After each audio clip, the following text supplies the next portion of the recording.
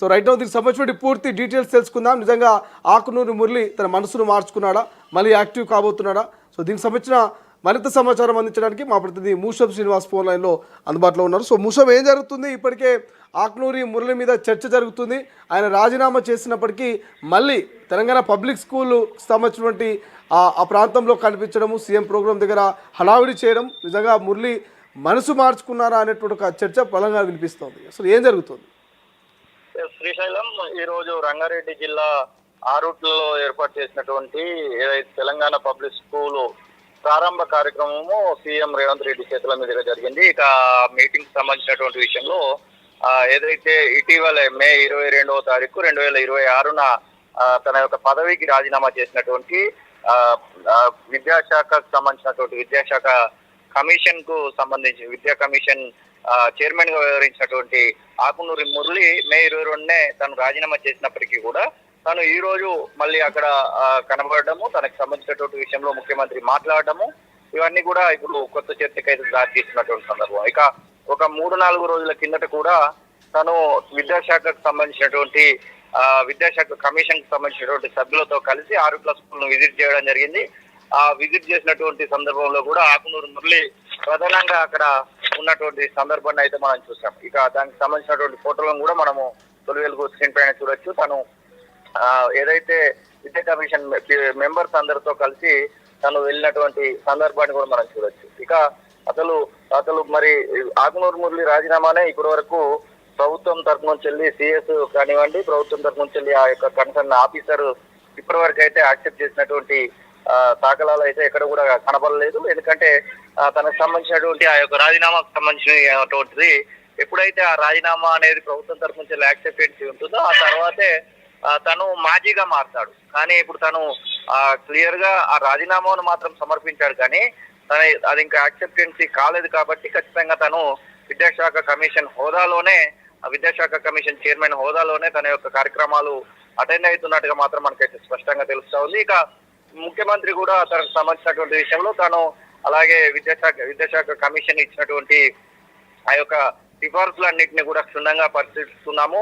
ఈ యొక్క Telangana model school అనేటువంటి తెలంగాణ పబ్లిక్ స్కూల్ అనేటువంటి ఆలోచన ఆకునూరి మురళిదే అంటూ ముఖ్యమంత్రి స్వయంగా ప్రస్తావించడము. ఇక ఇంకొక 3 నెలలు మాత్రమే ఈ యొక్క తనకు సంబంధించినటువంటి పదవీ కాలం అయితే ఉంది. 1 నెల ముందే రాజీనామా చేసినప్పటికీ కూడా ఇంకా 3 నెలలు మాత్రమే ఆ కమిషన్ పదవీ కాలం ఉన్నటువంటి నేపథ్యంలో మరి విద్యాశాఖలో మరొక కీలకమైనటువంటి బాధ్యతను ఏమన్నా అప్పచెప్తారా? ప్రస్తుతం ఇప్పుడు కె కేశవరావు విద్యాశాఖ సలహాదారుడుగా వ్యవహరిస్తా ఉన్నాడు. కాబట్టి మరి ఆ యొక్క పొజిషన్ ఏమైనా ప్రభుత్వ ఆల్రెడీ ఆ యొక్క అనుభవం ఉన్నటువంటి వ్యక్తి అయినటువంటి ఆకునూరు మురళికి అప్పచెప్తారా, లేదు అంటే ఇంకేదైనా విధంగా ప్రభుత్వంలో తనకు సంబంధించినటువంటి సేవలను వినియోగించుకుంటూ ముందుకు వెళ్తారనేటువంటి కొన్ని ప్రశ్నలు అయితే కనబడతా ఉన్నాయి. ఒకవేళ తను రాజీనామా చేసి అలా ఉన్నట్టు ఉంటే ఇలాంటి ప్రభుత్వ కార్యక్రమాలకు అటెండ్ కాకుంటుండేది. తను అటెండ్ అవుతున్నాడంటే మనసు మార్చుకున్నారేమో అనేటువంటి ఒక చర్చ కూడా ఊపందుకుంది శ్రీశైలం. మరి ఆకునూరు మురళిని ఒకసారి తొలి వెలుగు ప్రయత్నించేటువంటి ప్రయత్నం చేసింది.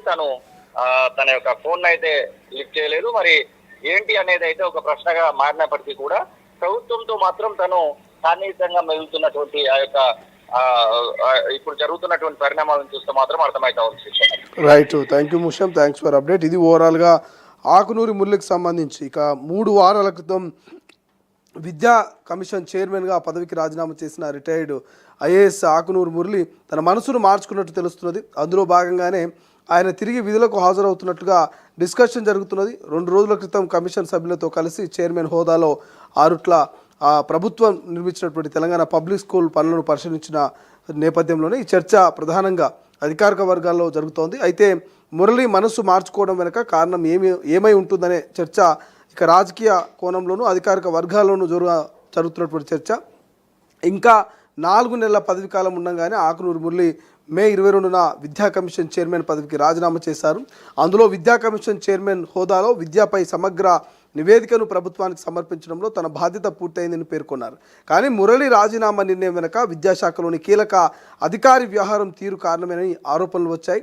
ఆ అధికారితో పలు అంశాల్లో విభేదాలు రావడం వల్ల ఇంకా అక్కడ కొనసాగడం బాగుండదనే నిర్ణయానికి వచ్చి రాజీనామా లేఖను చీఫ్ సెక్రటరీకి పంపించారనే చర్చ జరిగింది. కానీ ప్రభుత్వం ఆయన రాజీనామాను ఆమోదించకుండా పెండింగ్లో పెట్టింది. అయితే మురళి ఆదివారం కమిషన్ సభ్యులతో కలిసి ఆరుట్లలో ప్రభుత్వం నిర్మించిన మోడల్ స్కూల్ను పరిశీలించడంతో అందరూ ఆశ్చర్యానికి గురవుతున్నారు. రాజీనామా నిర్ణయాన్ని మురళి వెనక్కి తీసుకోవడానికి ఉన్న కారణాలు ఏమిటి? ప్రభుత్వ పెద్దల జోక్యంతోనే ఆయన నిర్ణయం వెనక్కి తీసుకున్నారా, లేకపోతే మురళిని స్వయంగా తాను తీసుకున్న నిర్ణయాన్ని సవరించుకున్నారా? ఏదైతే